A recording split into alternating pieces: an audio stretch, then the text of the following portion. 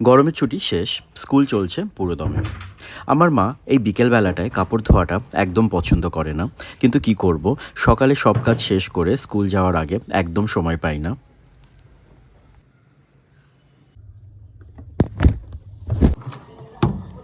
সেদিন স্কুল থেকে বাড়ি ফিরে আকাশটা মেঘলা দেখে ভীষণ চা খেতে ইচ্ছে করছিল, আর সঙ্গে টা।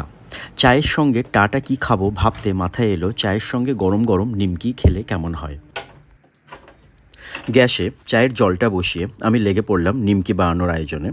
ময়দাতে একটু কালো জিরে, নুন আর সাদা তেল দিয়ে ভালো করে ময়ান দিয়ে ময়দাটাকে মেখে নেব। সাধারণত লুচি বানানোর জন্য আমরা যেমনটা ময়দা মাখি তার থেকে একটু শক্ত করে মাখতে হবে। ময়দা মাখা হয়ে গেলে চায়ের জল ফুটলে আমি চা পাতা, একটু আদা আর দুধ দিয়ে চাটাকে পাশের গ্যাসে ফুটতে দিয়ে দেব।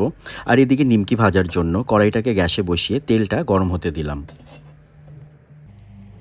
খুব মোটা করে বেলবো না, তাহলে নিমকিগুলো মোটা হয়ে যাবে, আর খুব পাতলা করে বেললে নিমকিগুলো ফুলবে না, তাই বেলার সময় একটু খেয়াল রাখতে হবে। বেলা হয়ে গেলে পরে এবার নিজেদের সুবিধে মতো নিমকির আকারে কেটে নিলেই নিমকিগুলো ভাজার জন্য রেডি হয়ে যাবে। আচ্ছা, নিমকিগুলো কাটার সময় মাথাগুলো একটু বেঁকে গেলে পরে টেনশন করার কিচ্ছু নেই, কারণ ওগুলো যখন তেলে পড়বে তখন নিমকিগুলো আবার সোজা হয়ে যাবে। নিমকিগুলো তেলে দেয়া থেকে ভেজে তোলা পর্যন্ত আমি গ্যাস একদম লো ফ্লেমে রেখেছিলাম। তোমরাও কিন্তু গ্যাস একদম লো ফ্লেমে রেখো, নইলে নিমকিগুলো পুড়ে যাবে আর নরম থেকে যাবে।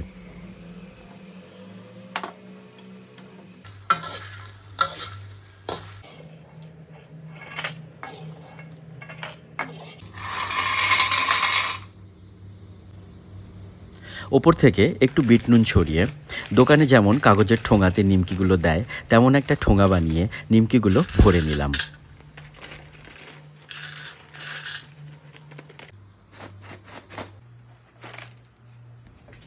খুব ইচ্ছে ছিল চায়ের দোকানে যেমন ছোট ছোট কাচের গ্লাসে চা দেয় তেমন করে সার্ভ করব, কিন্তু আমার কাছে তেমন গ্লাস ছিল না। তাই আর কি করব, সেই কাপেই চা খেতে হলো। স্কুল থেকে ফিরে মেঘলা ওয়েদারে চায়ের সঙ্গে গরম গরম নিমকি। তোমাদের কেমন লাগে এই কম্বিনেশনটা জানিও আমায়।